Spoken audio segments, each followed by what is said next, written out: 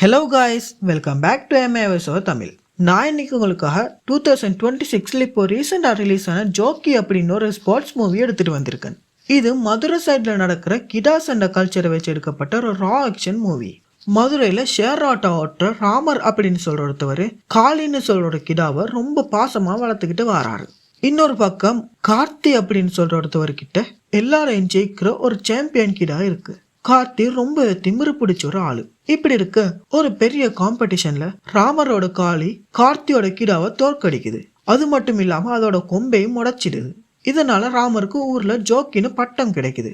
அதுக்கப்புறம் இந்த தோல்வியை தாங்கிக்க முடியாத கார்த்தி ராமரை பழி வாங்க துடிக்கிறான். கார்த்தி பல மோசமான விஷயங்கள்ல ராமரோட கிடாவுக்கும் அவரோட ஃபேமிலிக்கும் தொந்தரவு கொடுக்கிறான். கார்த்தியோட சாம்பியன் கிடா செத்து போன உடனே இந்த போட்டி 2 பேருக்கும் இடையிலான பெரிய ஈகோ கிளாஷா மாறுது.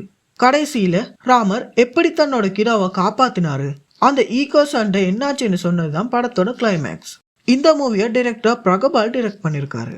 இதுல கேஸ்டா யுவன் கிருஷ்ணா, ரிதான் கிருஷ்ணஸ் அண்ட் ஹீரோயினா அம்மு அபிராமியும் நடிச்சிருக்காங்க. இந்த படத்துல நடிகர்களை விட அந்த ஆடுதான் ரொம்ப மிரட்டலா நடிச்சிருக்கு. கோட் ஃபைட்டிங் சீன்ஸ் எல்லாம் ரொம்ப ராவாவே ஷூட் பண்ணிருக்காங்க. படத்துல ராமர் தன்னோட கிடா மேல வச்சிருக்கிற பாசம் ரொம்ப எமோஷனலா இருந்துச்சு. அது வெறும் ஆடு மட்டும் இல்ல, அவரோட கூட பிறந்த தம்பி மாதிரி தான் பார்த்துப்பாரு.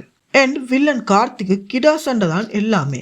அவரு தோத்து போனதுக்கு அப்புறம் ஹீரோவை கேவலப்படுத்த ஹீரோவோட ஆடு மேல பாய்சன் வைக்க கூட ட்ரை பண்ணுவாரு. ஹீரோ தன்னோட கிடாவை போட்டிக்காக ப்ரிப்பேர் பண்ற ட்ரைனிங் சீக்வன்ஸ் சீன்ஸ் எல்லாம் ரொம்ப நல்லாவே இருந்துச்சு.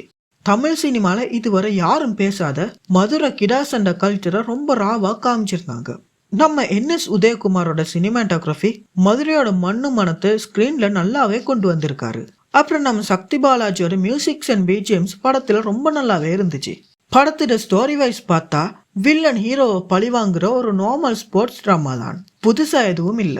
கிளைமேக்ஸுக்கு முன்னாடி கொஞ்சம் சீன்ஸ் இழுக்கிற மாதிரியும் ஃபீல் கொடுத்தது.